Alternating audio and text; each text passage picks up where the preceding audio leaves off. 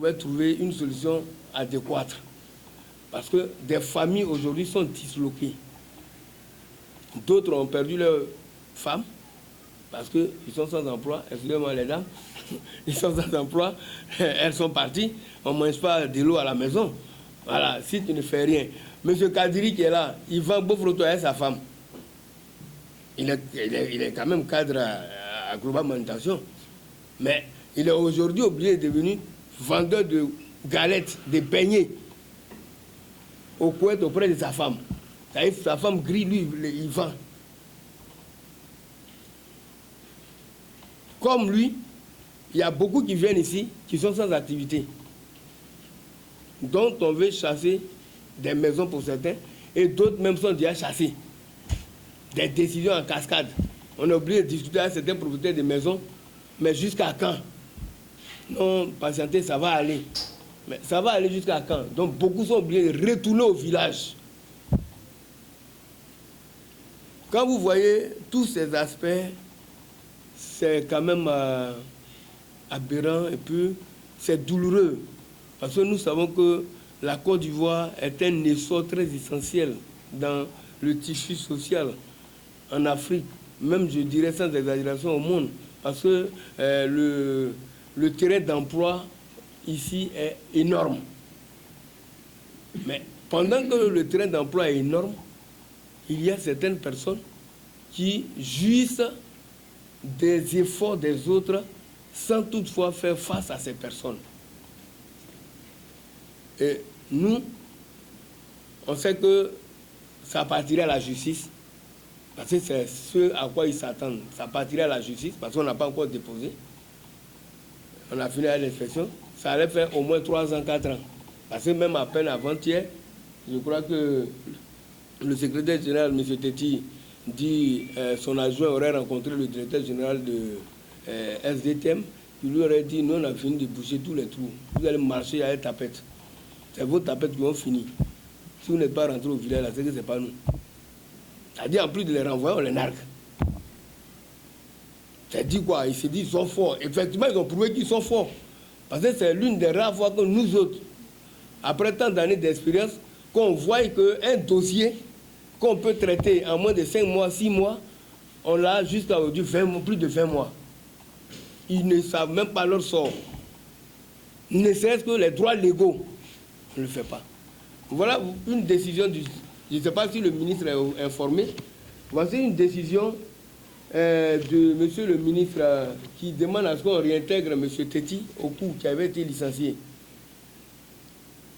Ils ont demandé qu'il soit réintégré. Malheureusement, ils ne l'ont pas réintégré. Vous voyez, la centrale. Dans tous les cas, je pense que c'est des documents. On verra comment est-ce qu'on va s'accorder sur certaines fins.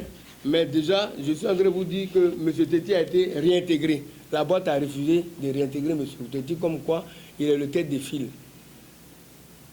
Lui, en tant que tête de file, s'il vient, ils seront obligés de prendre tous les autres. Donc, ils ne sont pas prêts à le prendre. Et c'est montrer leur faiblesse. Parce qu'aujourd'hui, à Beaunois, on ne cesse même pas de dire aux gens que est-ce que les gens qu'on a renvoyés là, vous les voyez encore? Ils vont pourrir. Et tenez-vous, celui qui fait syndicat ici encore là, il va savoir qu'il va au village. Ceux qui ont fait syndicat là, quel est le résultat? Et ça, c'est l'information qui nous est parvenue de Beaunois, dont les gens sont crispés.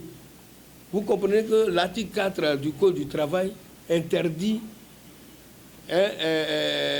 qu'on licencie quelqu'un parce qu'il appartient à un syndicat.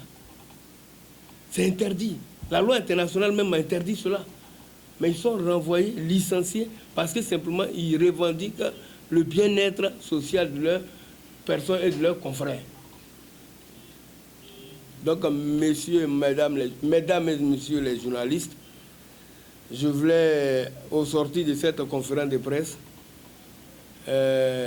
appeler l'attention de notre premier responsable, le chef de l'État, président de la République, son Excellence Alassane Ouattara, pour lui signifier qu'il y a beaucoup de choses dont il ne sait certainement pas, mais que nous, par notre modeste personne, on dénonce. Plus de 500 Ivoiriens 500 résidents en Côte d'Ivoire ont été chassés de leur entreprise comme des malpropres parce que simplement ils revendiquent le mieux-être. Et nous nous mettons aujourd'hui aux porte-voix au travers les médias que vous êtes, parce que nous savons que le président de la République n'aurait jamais accepté que ces personnes-là soient mises au chômage. D'ailleurs, il multiplie plusieurs actions pour qu'il y ait le travail en Côte d'Ivoire. Comment comprendre que des gens puissent être chassés parce qu'ils revendiquent? Mais en plus d'avoir été chassés, ça c'est un aspect, mais l'inspection du travail qui est bien outillée pour pouvoir réguler certaines situations, malheureusement, je ne sais pour quelle raison, ne joue pas le rôle pour lequel ces personnes ont été nommées. Donc, nous avons envoyé le courrier au ministre de l'Emploi et de la Protection sociale. On ne sait pas s'il a reçu ou pas, on n'a pas eu de suite.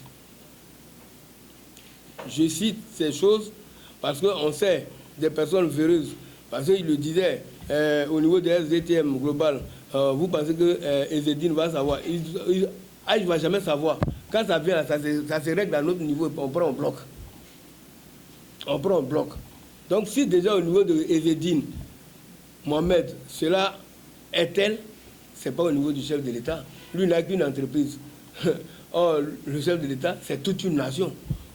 Certainement, il y a certaines choses qu'il ne sait pas. Mais comme nous sommes à la basse classe, nous sommes en contact avec cette basse classe, on veut profiter de cette antenne pour vraiment lui signifier que, comme ceux-là, il y en a beaucoup.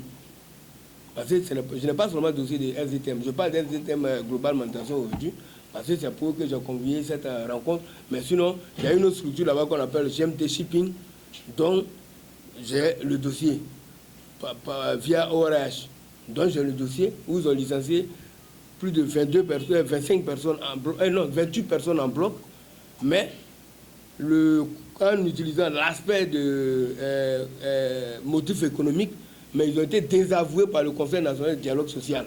Mais malgré le désaveu, ils ont licencié. Vous comprenez avec moi qu'au port, on brave l'autorité de l'État.